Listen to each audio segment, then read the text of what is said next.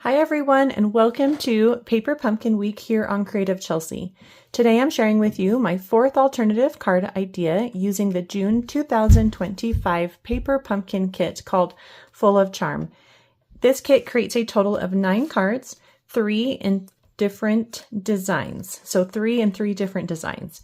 And it includes coordinating envelopes. If you'd like to watch me unbox the kit and create these cards, or see any of my other alternatives, you can click on the playlist in the top right corner. Today I'm sharing another beautiful card that uses the diamond shape as a focal point. I have a great tip for you on how to get a perfect shape that fits inside the negative space created by the gold stripes. If you are new to Paper Pumpkin and are interested in getting your own monthly crafting kit, you can subscribe using the link in the description below. I would love to be your Stampin' Up! Demonstrator and help you with any questions you may have about Paper Pumpkin or Stampin' Up! Products. You can contact me through my email address listed at the bottom of the description in every video. So to create this card, we're going to use the front of the card base. We used the back yesterday for a beautiful alternative. If you've missed that, check out the playlist up there in the top right corner. So for this card, we are going to create a border. And so we need to trim off 1/8 of an inch on all 4 sides. So we'll start at 4 1/8, then rotate to 5 3/8, rotate to 4 inches,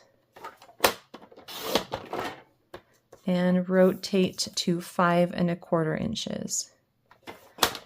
And the reason that we do it on all sides is so that we can continue to keep that diamond shape in the center of our card.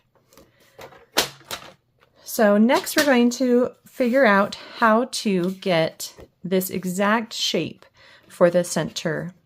Okay, diamonds are hard to cut because they have different angles that are not on our paper trimmer. And so to do this, you're going to place a piece of cardstock behind your diamond. And the best way for me to do this is to actually angle it so that it fits and hold it up to a window, because then you get a little bit of shadow coming through the cardstock. And you just want to make sure that the center area is covered with your cardstock. I'm using fresh freesia cardstock. I think it's a beautiful combination with that berry burst cardstock, as well as the ink that I'm going to be using. If you're going to use different color combination for this, which you can because these are stamped, just find another coordinating color. Next, I'm going to take my Take a Pick tool with the pointy end on the edge, and you're going to take it and just poke through at the corner, okay? So just one little poke at each corner. And what that's going to do is give you a guide for cutting. And you might want to use something soft underneath, like the paper piercing mat, so that you don't stab your hard surfaces and ruin your tip. So now what I'm going to do is cut using those as a guide. So I'm going to place each of those holes right along my cut line and then cut, okay? And then I can rotate and repeat.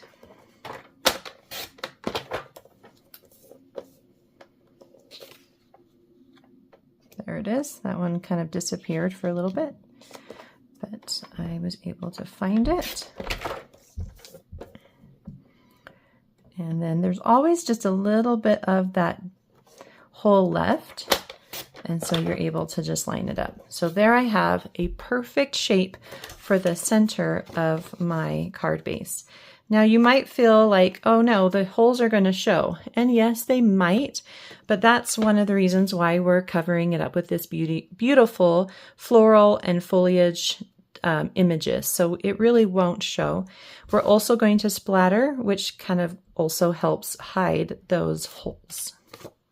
Let's go ahead and do the splattering now. I'm going to use my Stampin' Blend marker in Berry Burst Dark. And I had a friend or a couple friends show this to me, and it's going to save the tip of my marker. So you just have to hit really hard with something. And I'm going to use my bone folder, and it just works perfectly, and you don't have to ruin your tips of your markers. Okay, and it gives you this really nice splatter effect. Let's go ahead and add this to our card base of Berry Burst.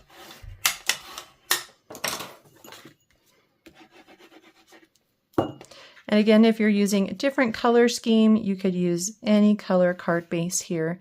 I chose a bold color because I really felt like it helped with the contrast of the card. Next, I'm going to add my fresh freesia, but I'm going to just put a little dot of glue in the center so that I can still tuck stuff around it. You could also use a glue dot here. I just love the liquid adhesive and use it pretty much all the time. All right, so now that that is done, here I'll give you a close-up. Let's go ahead and do our stamping. So for the greeting, I'm going to stamp on the circle label from the kit, and I'm going to do the Let's Celebrate You in a darker purple. So this is the Blackberry Bliss. Again, if you're using a different combination or if you want to use a different color, you're welcome to do that. Whatever you have. I'll give that a minute.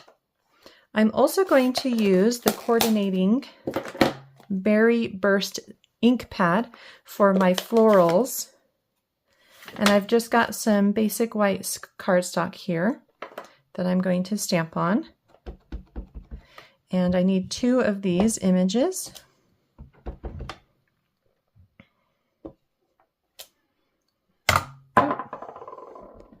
And then for the green, I'm going to stamp some leaves.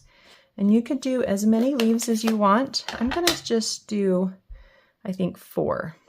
So this is in Mossy Meadow. And I love this large leaf image here.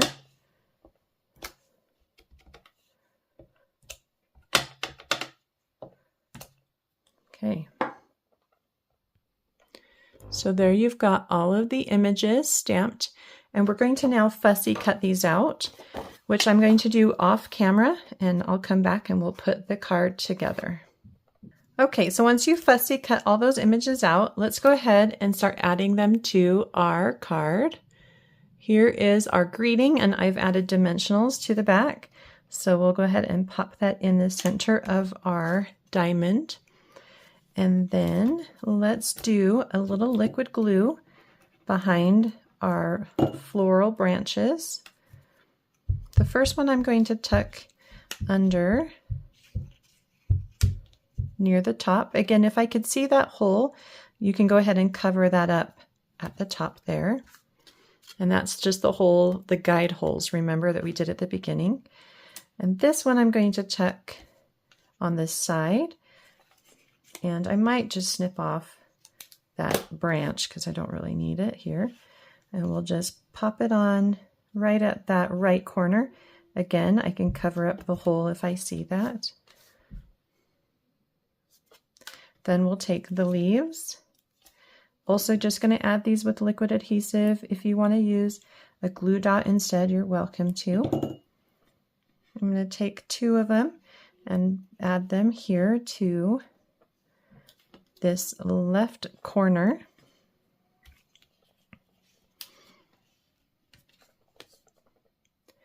And then I'm going to take the other 2 and place them on the top and bottom of this floral branch that's on the right side. Just like that.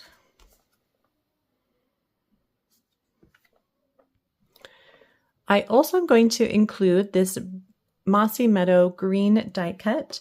I want to separate it though into some smaller sections. So clip that there.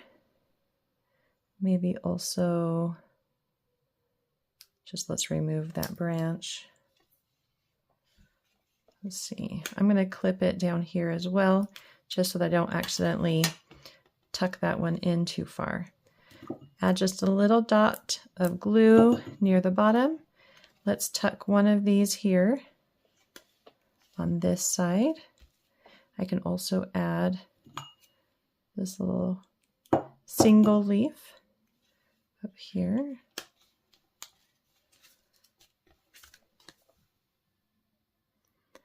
And then I've got this larger one that I'm going to separate just here at the base.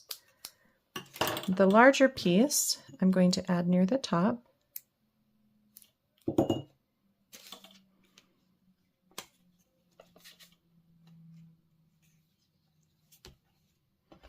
And then this smaller one down at the bottom. You could really arrange these however you like. Doesn't need to be exactly like mine. You can do whatever you want with those. I'm going to pull that one out just a little bit more. There.